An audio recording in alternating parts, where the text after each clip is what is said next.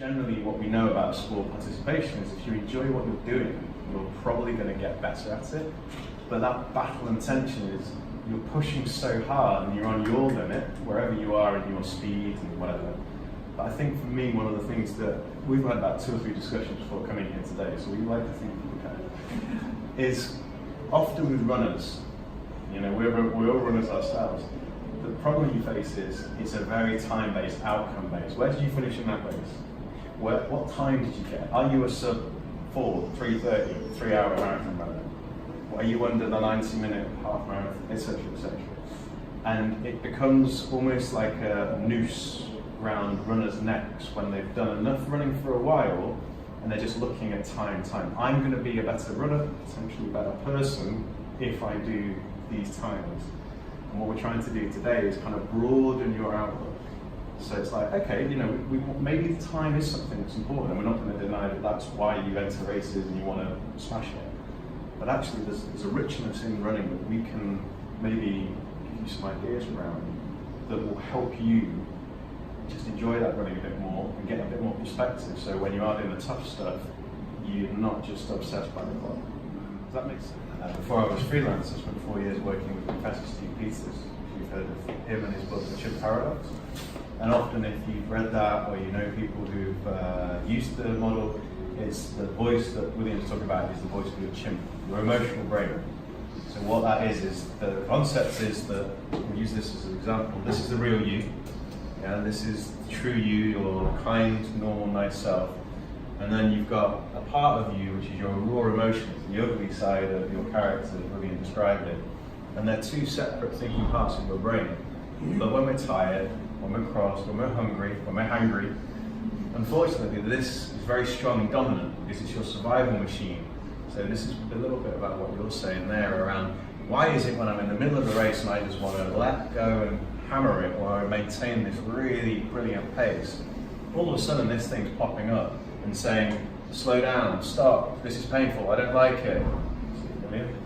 So what we need to do is get better at managing the chimp. And it's a really, really hard process because it's about 4 times stronger than your real you, your logical self. And then what you're doing, just to make it really nice and fun, is you're under pressure. You're doing tempo running, you're at the track, you're in a race. And you think about how you feel before a major piece of competition, or maybe a performance, or a singer, or an actor, or someone. You get these butterflies in your stomach. So you get physical symptoms, and then you get the panic. Oh my God, we're going to be out front on the stage, we're going to get shown up, people are going to laugh and point, all those voices. So it's a real skill to understand what that voice is saying, unique to you, and then be able to counter it. So I spend a lot of time working with athletes and people to work out, when you're not at your best, what's that voice saying? How are you managing that voice? And then how can you use it to actually align with this part of your psyche better to perform and do whatever it is you're trying to do. Can I jump in there, please? So I think it's a great analogy. So here's your little chimp here. I think that I was using the word ugly earlier on. It's not a great word. Society tells us that much of what the chimp wants is ugly. You know, it's highly competitive. It's, you know, it's highly critical, and all of that's incredibly useful for survival terms, but we're now living in a society above just survival needs. So this thing here just keeps on showing up every now and then in its tribal way, splitting, you're the other, you're this, you're that, I'm this, and it does all this stuff that's not particularly useful and we call ugly. Well, if you keep on trying to push it back here and pretend that the chimp's not here, it will find another way through. And the more you push it back, the uglier each way it'll try to come through until finally it's giving you some real problems. Instead, let's take the word ugly away and let's say that the chimp, it's not this other you, it's still part of you. You know, this is a beautiful part of you that fires, you know, it's the engine house, it's pushing you ahead. It makes you at times a passionate lover, it makes you highly competitive when you need to be. It's very resourceful and all of these things, which you're probably more of an expert on than I am. So make friends with the chimp. Is that your... Yeah. I was talking around a client of theirs who was having these thoughts, and he said, you're getting obsessed by the watch, and then what you're doing is you're judging yourself by what the watch is telling you, So let's change the conversation. And instead of it being all or nothing at 700 miles, let's use the watch as a feedback mechanism. So for 1 mile, you're looking at it, hopefully not obsessively, but you're running and you're saying, okay, this is my feedback mechanism. This is a 7:05. Okay, that means I need to push on the gas just a little bit more. And what will happen is it's just focusing for the next mile on that feedback. Let's just keep going. Sometimes if you're able to relax your mind enough and you get into a nice rhythm and you're thinking about how you're running rather than judging yourself about the mile and the time, we know from fact if you focus on your form and let the efficiency work, that way you're going to be more relaxed. If you're more relaxed, you're going to hit slips. So it's counterintuitive. And then if you're going quite a bit quicker, and then the chimp of course comes in with the next thing, which is, hang on, I'm doing a 650. I don't think I can carry on doing 650s, I'm going to explode. Instead of thinking that, you look at the watch and go, oh, the feedback's telling me I can slow down a bit, ease off a bit, ease off a bit. So instead of using the watch like a noose around your neck, you're using it just to guide you and say, okay, it needs me to speed up a bit or slow down a bit. And for this athlete that they were working with, it was transformational. And she would come back and she'd go, oh, the feedback was good today. I wasn't so good on the first mile, but I used it to help me on the second mile. The relaxation came, my form got better, my efficiency got better. And that way you're changing the conversation. And this is kind of like sitting underneath everything we're saying. The voice in our head, the self-talk, is the one piece of advice I give to you is not just in running. If you want to get good at it in running, use it in everyday life. So if you're at work and you're under pressure, deadlines, boss is a bit of a nightmare, and your brain jumps to say something negative, if you can note and keep a record and go, hang on, I don't want to think of something negative, I'm going to change it to something a bit more positive. When you start doing that in your everyday life, it comes a lot easier in your sporting life. You don't just exist as a runner, you don't just exist as an employee or a father or whatever you might be. You need to change it in the whole part of your life. And that's to keep your expectations low and keep your commitment high. Yeah. You know, there are all these tricks that we're talking about here, these hacks that you can use. The one thing you can't hack is your relationship with yourself. That's the one thing you can struggle with forever and never win. The trick is to stop struggling. Because the harder you work at it, you're never really going to get there, because you're coming into a place where you're going, you've got to be nice, I wish I was nice, I want this from me, I need this from me, if only I could do this, yesterday I was this, today I'm not, why aren't I this, I should have listened more to what Marcus said, I should have done that, and shoulds, and all the shoulds pile up, and all this shit happens, and all it just fucks you off. And it sucks up so much energy, right? Just learn not to make that part of your struggle. Yeah? You learn how to just accept who you are, all of the various parts of you, and that takes time, and there are good days with that, and there are bad days with that. But, you know, in Buddhism they talk about the second arrow. The second arrow is you've got the shit that happens to you, and then you've got the way that you react to it.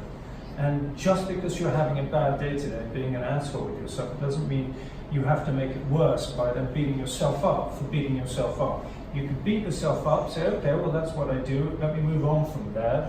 I've got a stash of stuff mentally where I kind of think of, like, we talk about what I've done harder, like not just in running or just in life, what I've achieved, and I put it in there. So I'm thinking, oh, do you remember when you did that 17-mile run and you felt like that and you crushed it? Do you remember that time when you were at work and you did this? Do you remember that time when you did this? So I kind of have that little stash to be like, oh, actually you are pretty badass. Oh, you are stronger than you think. So as much as we can have like these mental hacks of like, oh, run to lampposts, it's always just going back to remembering how strong you are. Sometimes we do forget that in the moments when we fall into a race now, thinking, okay, well, I still want to get this time, but that's not my main priority. My main priority is, can I do the best I can in each moment? So if you're feeling fantastic and you're doing the best, wow, great. If I'm feeling really low and my legs are feeling tired and all I can do is shuffle, if that's the best I can do in the moment, that's fine. So that's always like my main goal, and then everything else follows in afterwards. So you don't really get like, because otherwise if I'm focusing on the time too much and either you get it, it's fantastic, but then when you start slipping, you look at your watch and it's like, oh my god, everything's going wrong, what am I doing? But if you think, am I doing the best I can in this moment, you get a better answer back, and you tend to be able to recover from those dips which you will get for the race, rather than having an all or nothing. Not that tired. Really well. Track reps. It always helps me to just go through my attack the bend, cruise the straight. So it's basically compartmentalising the lap obviously into 4 100s, and the first one is the bend, which you attack, and then you give yourself psychologically a little rest as you cruise the straight, and then attack the bend, and then cruise the straight. And of course, what you end up doing is actually running very evenly, because it's harder to run the bend. So if you're attacking it, you're probably running that 100 around about the same time as you're cruising the straight. Psychologically, it helps me to get round. Does that work as well on the longer 1K Absolutely, plus yeah, reps? because whatever I do, no matter how long it is, if it's mile reps, whatever, it's one lap at a time, one lap at a time, and it's not just one lap at a time, it's 100 metres at a time. Bend straight, bend straight, bend straight, attack the bend, cruise the straight, attack the bend, cruise the straight, and I just have that going around my head, and it just doesn't make it easy, but it makes it easier. Right. Any other comments or hacks or anything for people? Similar to Marcus, I kind of focus on where I am. Yeah. Celebrate what I banked. This is I banked, and just not necessarily worry about where I'm going. Just try and be in the moment. So that's staying present. Staying What present, William was saying. anchored to something, and just keeping the pace as I'm going around. I think that helps, and also attacking a fear. So I hated track when I joined the running club, but I did 2 half marathons on the track just to say, look, I can do this continuously. It will not beat me. Right. It's a bit better off. So coming back to William's point on power there, you're boosting up your power, personal power, by saying, I am stronger than what I think I am, and I'm going to not give in, and I'm going to be powerful and stronger. And that's giving you a stronger mindset. It has. During it was weakening my mindset, but afterwards I felt I'd have to go and do it again. This is an important point in what William touched on as well. We hope when we're doing our running career that it's going to be this lovely linear pattern, don't we? We set ourselves an expectation that we're here and we're going to hit that 3-hour marathon or whatever your goal is, 6 majors, whatever, and it's going to go like that. But the reality is it's a lot more choppy. It's up, it's down. Let's throw something else into the mix. You have an injury, so you can go quite a long way down and you've got to build back up. What's the major lesson you've taken that now you're at the other side of the 6 majors? Yeah. And you kind of went into it maybe with some preconceptions and expectation. Yeah. Now you're on the other side, you've got the big chunky medal thing. How are you thinking about what you did there and how it fits into your running story overall? I was talking to Kimmy as well outside, but obviously it's a separate conversation. But once you've done the 6 stars, you've done any sort of a major sort of accomplishment, you spent years training for this thing, and you get it, and then a moment it's all over, and then you're back to the start again. Really, it's are you defined by that one moment, or how do you live the rest of your life? And it's more about just thinking of going back to the process. So rather than thinking about this race or this time, which the time is still important, don't get me wrong, but it's gone back down to the bare essentials of training, day in, day out. What am I training for? Healthy life, healthy lifestyle, and things off that would be to be the best version of myself, to work towards a certain time, but they're all secondary, third sort of points, rather than, I think the 6 stars is such a big thing. You sort of learn actually there is life after that. Really, you can't just live off that. I can't talk about that on Instagram all the time. Transformation Tuesdays. I mean, there's only so. What have you learned about yourself? And then we're here to talk about emotional skills and the mental side of running. Yeah. What's the key thing or things that you brought out of that? Oh, I think the biggest lesson I've learned probably from running, so especially in Boston. I don't know if anyone knew, sort of followed the Boston Marathon this year. Weather was just awful, and we're looking outside our hotel thinking, if it was like a regular training day, you'd be like, Joe, I'll just drop this and leave it for another day type of thing. But we've gone so far, so we got there and running through it, and it was just so awful. And I had a knee injury, and I was sort of preparing for that as well. So you're running through the rain and just trying to even though it was raining outside, just trying to think, just keep it clear inside, run through it. 1 foot in front of the other, 1 foot in front of the other, until you get to the end. and literally just like that towards the end. And then once you cross the line, then you kind of have this realization of how bad the weather is. You've kind of shut it out. But in that moment, you realise actually how strong you actually are. And it's not really about the medal. Actually, you are the medal, if that makes sense. You already have the strength that you had before, and it just really highlighted that. So each time I run, every time I do things like that, it's a small confirmation of the person I am, the person that I'm trying to grow to be and to work towards. Do you think you've grown emotionally and mentally in the last few years through that 6-star program in a way that you didn't really think you would before you did it? Yeah, with hindsight, but I think you don't really know it at the time. At the time, you're thinking, I'm just going to go and get this time, I'm going to get to medal, I'm going to do X, Y, Z.